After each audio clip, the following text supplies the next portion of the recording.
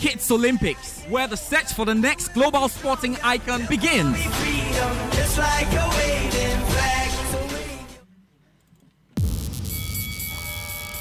Yes!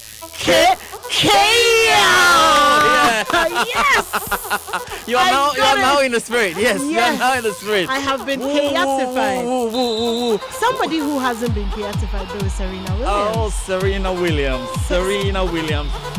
I'm really, really, really sad. I mean, Serena has broken my heart. Yeah, she's been trying so hard to equal Margaret Court's 24 Grand Slams, and she lost in an astonishing fashion. It was astonishing. 5-1 up in a deciding set, and you could allow Pliskova to come all the way and win this game. I don't know what happened. Yes, twisted the ankle a bit. What really went on? I just can't believe this. I was looking forward to a final between her and Osaka. Oh, that was going to be the semi-final, yeah. Yeah, I mean, that was what I was looking. Yeah, no, I mean, like in the final, okay. That's what I thought it was going to be. Anyway. You know, and Baba and I were actually talking about it yesterday, but I'm really disappointed. Yeah. But if Serena won, she was going to meet Naomi Osaka, because Naomi Osaka did a good job over Svitolina. Yeah. And it would have been really interesting. But of course now, my girlfriend Naomi Osaka is very happy. Looks like we're winning this. Of course. But my heart goes out to Serena. Yes, you know, she's been so emotional over the past few matches. You know, when she's lost. You know, with all the stuff that's going on. It's an old tricky game. She's good enough to come in the next Grand Slam. So let's get straight to the Sports Center. Of course. Now the Sports Center is brought to you by MTN. Welcome to the new world. Standard Chartered Bank here for good. FPAC blows your pain away, and multi-TV just thrills. Now, it's a new year and a fresh beginning. Whatever your needs are, we there for you. Is it the need to pay fees, or the need for that salary or rent advance, or that little something just to cushion yourself? Keep talking, texting, browsing, and transacting more with your MTN Momo, and you could win 30,000 Ghana cedis and lots of other exciting cash rewards and much more each month to cushion you in the new year with MTN More For You promo. And even brighter, you earn additional 75,000 points for every 150,000 points you accumulate to increase your chances of winning these awesome cash rewards. Dial *120# to check your points. We there for you everywhere you go, and that's MTN. And now this is our year to live, breathe, and stand red through the highs and lows of the season. Join millions of Reds around the world to show what we wear, what we do, and what inspires our great club, and win loads of prizes. Just use your Standard Chartered Visa debit or credit card online or at any points of sale in and out of Ghana to win signed jerseys and an all-expense-paid trip for two to Anfield. Remember that Standard Chartered is the official sponsor of the Liverpool FC, and we stand red with you. Liverpool FC, you will never walk alone. Standard Chartered, here for good. Terms and conditions apply. George Addo Jr., over to you. Yes, terms and conditions will apply as well in the Sports Center. So let's get into it now. And Kevin Prince Boateng could make his Barcelona debut today after being named in the match squad for the Copa del Rey game against Sevilla. Back home, the discussions on the talk board has been whether the man serving an indefinite ban from the Black Stars should be recalled for the 2019 Africa Cup of Nations in Egypt. Head coach Kwesi Appiah, who was in charge of the team at the 2014 FIFA World Cup, where Kevin misbehaved and got thrown out of the team, is open to working with him again, but on one condition. He spoke to Multimedia's Tree Service, Asempa FM. Kevin Prince Boateng is a Ghanaian, and currently he's playing very well. And if you look at our striking options, we've always relied on Jan. So it's about time we all check and get at least 4 strikers that we can always rely on. Kevin Boateng, we can also see one of the good strikers a country. Now I'm saying call Brazil, or Sule. Kevin is one of the good strikers, as I have said. In Brazil, Kevin and Sule were suspended by the FA for their unruly behaviors, and I think Sule has written a letter to apologize. And looking at how Kevin is playing now, if he should write a letter to apologize, I will invite him, because it is about the country, not about any individual. So if he should come and he will help, why do we have to hold on to something that happened previously? Don't believe, say, every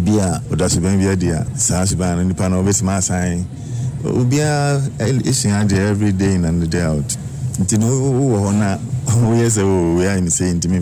doesn't make sense. Interesting times ahead then. Chairman of the National Team's Ad Hoc Committee, Dr. Patrick Ofori, has exclusively told Joy Sports they are committed to putting in wonderful measures that will change the fortunes of various national teams. As to whether it will be followed, that I can't control them. But what I what I know and what I've sensed from the couple of meetings from all our members is that dedication, commitment, and the desire to get it right once and for all. And we said to ourselves, even if we produce this document and it's not even been implemented, we know that prosperity will judge and say that we once produced this document, and that if I can even find a student who is doing his thesis or anything about Ghana football or athletics development and can quote a line from the work that we've done, I think I will have, and I and the rest of the team will have that firm conviction that our labor didn't go in vain, and I will be proud of ourselves. Now, Dr. Patrick Ofori and his members, as well as other committees, have until 3 to 4 weeks to produce the working. The former Black Star psychologist thinks they can work within the time frame. I think, judging from the situation that we find ourselves in, and we also need to contextualize things and know that people are eager to let football return to normalcy.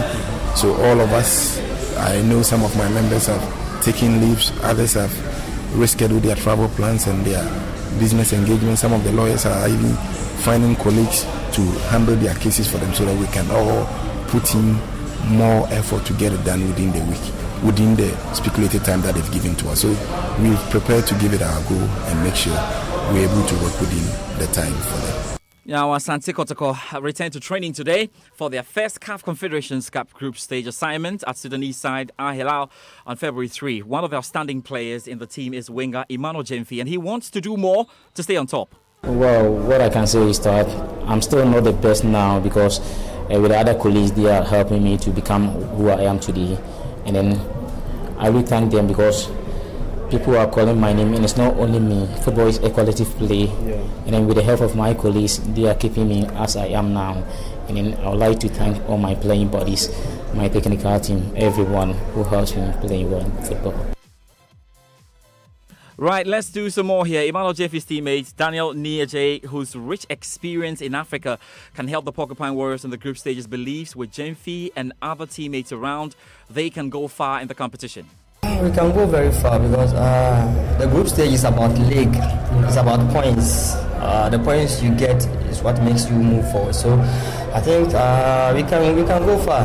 I believe in the guys, I believe in ourselves, I believe in the team, I believe in our technical men. What they are doing is fantastic. So I know with the work and that we are doing and the teamwork and the spirit in the team, I think that will help us go forward. All right, let's do boxing. And Joy Sports understands that the match awaited WBO Africa and IBF International lightweight title bout between Emmanuel Gameboy Tego and Russian Vyacheslav Gusev has been postponed. The bout was supposed to come off at the Bukom Boxing Arena on Saturday, January 6. Joy Sports editor Nathaniel Atto has the reasons. Emmanuel Tego, the Game Boy, recorded a training injury yesterday, and that has necessitated the rescheduling of the bout, which was originally supposed to come off on Saturday, January 26, to 2 weeks after that. Now, this is not the first time that Emmanuel Tego is recording such an unfortunate incident. Now, while he was champion, holding the IBO lightweight belt, it took him a while to stage his defense, and it was because he had a bout of malaria. So Emmanuel Tego will hopefully use the next week and a half to recover from this injury to the hand, after which everything will be put back in motion. Originally, Vyacheslav Gusev, his opponent, was expected to arrive in the country within the next 48 hours, but that has also been rescheduled because of the injury. Now, Guernsey Police have confirmed the search and rescue operation for the plane carrying Cardiff City striker Emiliano Sala has been suspended until later this morning. Now, the French Civil Aviation Authority confirmed that Sala was on board on the aircraft which disappeared from the radar near the Channel Islands on Monday evening. A search and rescue operation was launched that night and carried until shortly 5 p.m. yesterday, of course, with plans for it to resume in some 30 minutes. FC Nantes have been holding a rally with supporters at the foot of a mountain in the city's Royale. With more, here is French football writer Julien Leron. The club and some of the fans group organized a all the fans to get into the city centre at Nantes, and to come with a yellow tulip, yellow being the colour of the club, and to put it at the bottom, at the foot of the fountain on the Royal Square, which is the main square in Nantes, and hundreds of people have come. The tribute and the messages have poured all the way down, really, from all around France, not just the clubs he played for, but everywhere, because he was loved by everyone, and he was only 28. He was at the peak of his career. His time was now. He had worked so hard to get where he is now, to get that big move to a Premier League club. That was his dream, to play in England one day, and he worked so hard to become one of the best strikers in French football, and he might never play again. Football superstar Cristiano Ronaldo has cut a deal with a court in Madrid over tax evasion charges, accepting a £16.6 million fine. Now, the non-violent nature of Ronaldo's offence means he's unlikely to spend any time in jail at all. We can now hear from Richard Conway, who has more. So Cristiano Ronaldo having to pay this fine and having this effectively a suspended jail sentence against him because of the charges against him.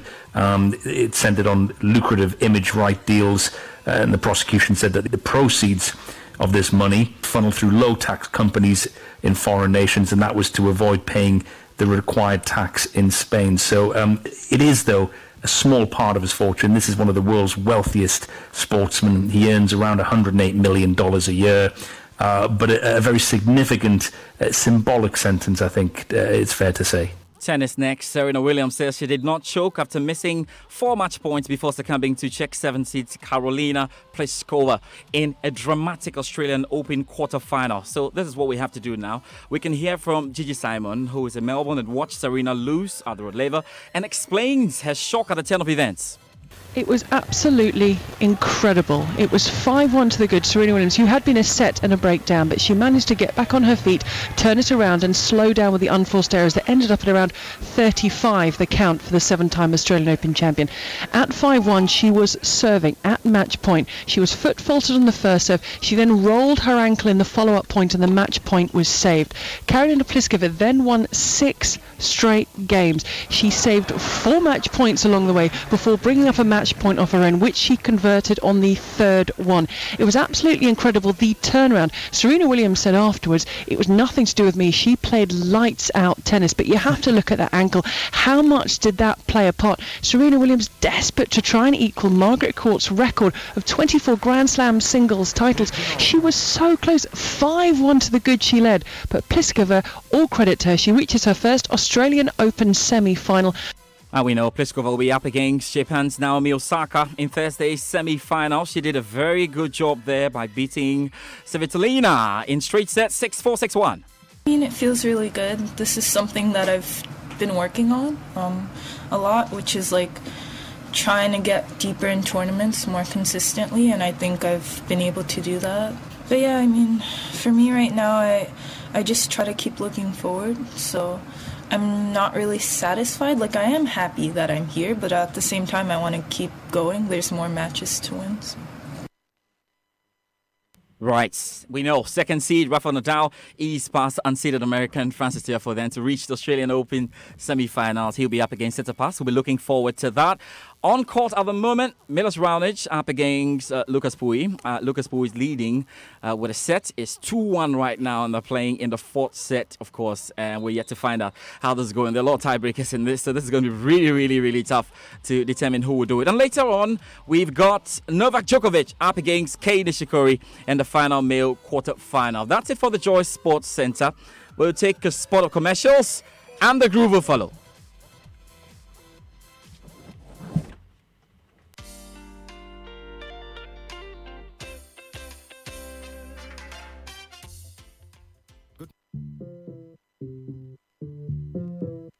Hello, and welcome to the MTN Weather Report. Joe, we know say January, dear, if you are a better month, but with MTN,